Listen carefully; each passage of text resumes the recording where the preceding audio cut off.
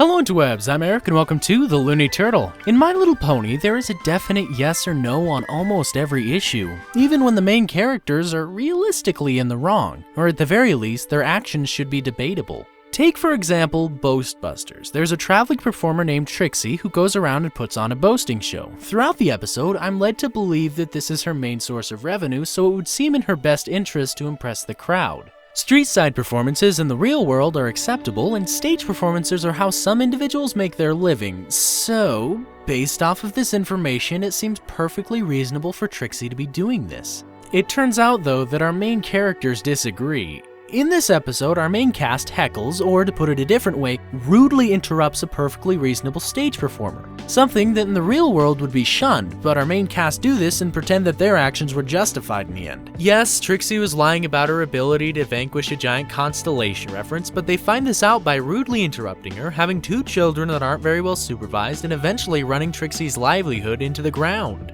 An eye for an eye, a tooth for your entire life savings, please. Really? Knowing you, I'm sure you'll hoard that for a few years because you're cheap. I'm not cheap, that's just a rumor. But getting back to the point, a similar thing happens in the first episode of Season 5. The main six, who have had their cutie marks their entire lives, enter a town where all, if not most of the ponies have willingly given them up. If you don't look too deeply into this episode, it can seem like a neat representation of communism, Legend of Korra Season 1, or Hot Fuzz. But for me, it's a horrible way to represent clashing ideologies. When the main six enter this town, the only suspicious activity that they encounter are a few abnormal smiles. Aside from this, the town doesn't really raise a lot of suspicion considering the explanation that we were given. But instead, they stick to the slogan, "Let's liberate these people because they do not conform to our pony ways." Wait, which group was I talking about again? No, they did that because the propaganda and... The town may have been lied to, but most people don't give up their beliefs at the turn of a hat. My problem is that the main characters of My Little Pony rarely find themselves in a nuanced problem, and whenever they do, it forces us into one perspective and doesn't explore the problems with that decision. Perhaps some of the ponies could have held their no cutie mark philosophy afterward to show that they weren't convinced of this new way of life. Wait a second, they did the exact same storyline better in a 20-minute episode. Really? Yeah, The Lost Treasure of Griffinstone. What? Okay, it's a bit downsized, but all of the key points stick. Did the main characters go to a distant city? Yeah? Did the members of this city have an ideology that differed from the main characters? Yeah?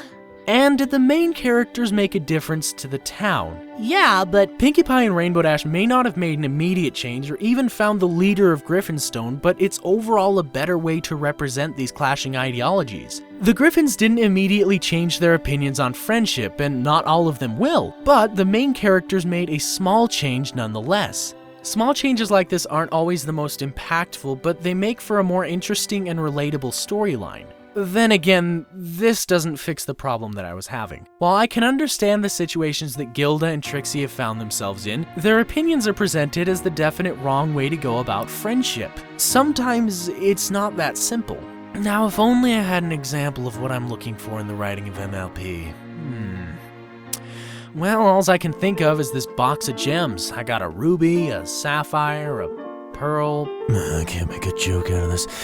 In Steven Universe, the crystal gems are introduced as our heroes, but that's brought into question as we progress through the series. This is Lapis Lazuli, a character who's seen as a villain and a friend, but it's hard to say for sure. She was trapped in a mirror and it couldn't be clearer she wanted to leave this place and get herself back in space. Did you really just recite the lyrics to Steven's Lapis Lazuli song? Yep, but it's a really thorough explanation of who she is as a character. Lapis Lazuli was trapped in a mirror for years until Steven set her free, and the crystal gems, our supposed heroes, knew about this, and even tried to stop Steven from letting her free. In her first episode, her hostility towards the crystal gems places her as a villain, and to make it even worse, in the next episode she steals all of the planet's oceans. Ooh, did she want to rule over the planet with an iron fist by rationing all of the water to each and every living thing? If this was MLP, then yes. But in Steven Universe, she just wanted to go home. Oh, then how is she a villain? That's the beauty of it. Is she friend or is she foe? No, she's kind of both. There's a lot more that goes into this storyline, but at the very least, we could have a villain or decision in My Little Pony that can be seen as a little questionable.